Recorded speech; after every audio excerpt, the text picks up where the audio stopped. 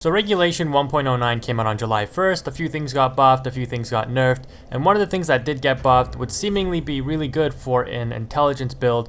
So we're going to take a look at the Crescent Moon Sword, which received intelligence scaling. As you can see at the bottom here, it has dex scaling, no strength scaling, obviously dex scaling at C, and it received a small amount of intelligence scaling. So instead of having a base of 142 magic damage, we now gain an extra 50 points of magic scaling at 55 intelligence. Not that much, but hey, something's better than nothing, right? And the weapon itself kind of acts a bit like a makeshift Karthus curved sword, has the same moveset when you two-hand it very fast. It being a shotel, it can cut around shields, and it weighs very little. The weight of it, only 2.5. Okay, I tried to do some PvP matches with it. We played 5 and we won all 5, surprisingly enough. But the matches are so drawn out with this weapon just because overall the damage, you know, at 407 there you can see, isn't really that much. And it's a really drawn out fight, especially when enemies are trying to parry you and stuff like that. You don't want to be overly aggressive. So you have to really pick your moments. The weapon art, it's seemingly, it's hard to explain. It has so much charge up time and it's so easy to sidestep, but if you can catch somebody maybe like starting up an R2 charge or trying to throw like a firebomb or something at you or start up a small spell, if you've already initiated the startup of your attack, of your weapon art, you can usually whip it out and then roll away. It's better to try to freehand it, even though when I use it I stay locked on, because when you stay locked on it usually ends up going into the ground, especially if enemies roll around. So if you can freehand aim it and catch somebody, you know, more power to you. That definitely shows some skill and some good reading of the game. But other than that, using the weapon art and then following it up with 2 R1s is extremely good. You'll see me do that a few times to bait opponents out and catch them when they think they can punish you from the recovery of the weapon art itself. So overall, I would mainly class this weapon as maybe like a side weapon that you'd equip to maybe complement another main weapon. So, you know, maybe if you're using like a Great Sword of Judgment, obviously just pay attention to your weight. You might have to adjust that. But if you're using a Great Sword of Judgment and you're on the cusp of finishing somebody off, you know, it's a good weapon to switch to, rush them down. The running attack, just like the Karthus curved sword, it can sometimes catch people out. It's very fast, but it is extremely easy to see and extremely easy to parry. But overall, you know, the weapon itself, I wouldn't really get too excited about this buff. It's a little bit of extra damage, probably won't make that much of a difference, but again, something's better than nothing. So let's get into the PvP and see how the weapon does.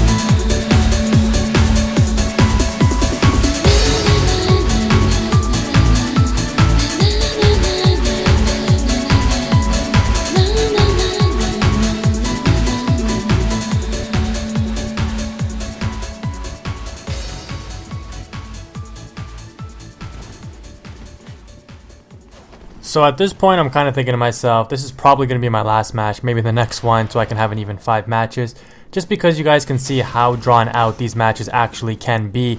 And because you're playing with a smaller weapon that takes multiple hits because of the low damage to kill somebody, you do run the risk of being parried a lot more often, right? Having to hit the enemy more times. So one mistake or one mistimed attack can definitely lead to, you losing the game essentially, or the enemy evening things up after a long drawn out battle of attrition between you trying to fish out hits and dodge enemy attacks.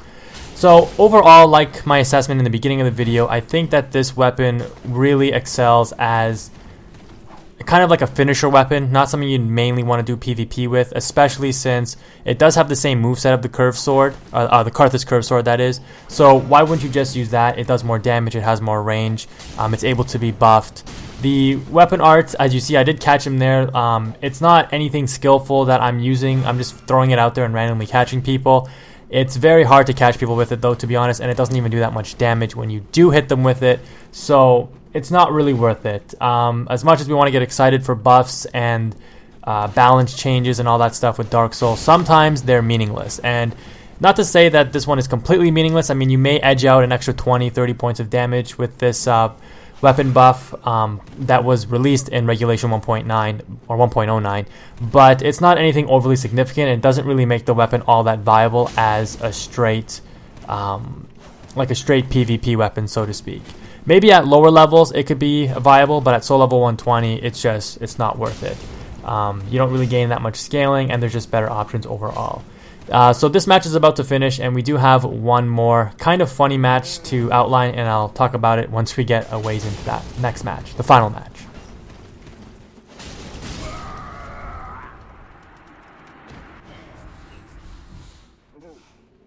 Alright, this match was actually a good match to end the video on. This guy busted out every single, good / top tier weapon that he could think of, I guess. He starts off with a katana, which really does counter curved swords quite a bit. I can tell you firsthand, I'm going to be doing a Chaos Blade analysis soon. I've played 20 matches with the Chaos Blade and I've won all 20. Katanas are so good in this game, it's unbelievable. They're so versatile, you can mix up the timing so you don't get parried. They do an insane amount of damage, and they just have the ability to space every weapon in the game out so well, and they're so fast that they counter a lot of things. Curved swords, one of the things they definitely counter just because they can outspace them. They can run in on them. The weapon art on them is really good. This guy wasn't really that bad. He used good weapons, no doubt, but one thing that he could have done better was use the katana weapon art. He could have caught us a few times with that as we were rolling away, because as you guys can see, the playstyle that I utilize with this curved sword is I go in for a few attacks and then I roll away. Now, I sometimes roll a couple times, which can, save me in some certain situations, but usually I just roll once, and if he used the weapon art to catch me, I would have been hit a lot more than I was. So he switches over to the S-Stock, and since he's using these weapons that kind of poke forward, I can't get in close, which is what you need to do with a curved sword. So I'm forced to kind of use the running attack now, and as a result of that, you'll see him go for a few parries. Thankfully, he's using the medium shield, which actually isn't good at parrying. Any of the crest shields, really, they're not really that great at parrying. If you're going to try to parry, just stick with a small shield. You'll be a lot more effective with it, I think. Not that I parry all that much, so what do I know, but that's just my opinion. You're going to see him miss quite a few easy parries, and he takes reduced damage from a running attack, which should show you that he just missed it by a bit, but if he would have had a small shield, he probably would have been able to parry us a lot easier. But nonetheless, that's pretty much what the video is, guys, and like I said, just use this weapon kind of as an offhand weapon, something that you might want to switch to chase an opponent down, finish them off. Just if you want like a quick weapon that weighs very little, can do some decent amount of damage. As you see here, I think we're hitting enemies for around just over 200 points of damage per hit, so a combo of 400. It's viable, but it's not something that's going to contest with other really good weapons here. And I know that this guy, like I said, he went to the katana, the Astora greatsword, and now the S-Stock, but overall, you should have technically lost that match if you were using this weapon. But that's the video, guys. I'm going to end up going home just because I wanted to go get something to eat or something. I forget what it was. But let me know what you think. Hopefully you enjoyed the video. Thanks for watching. Quantum is out.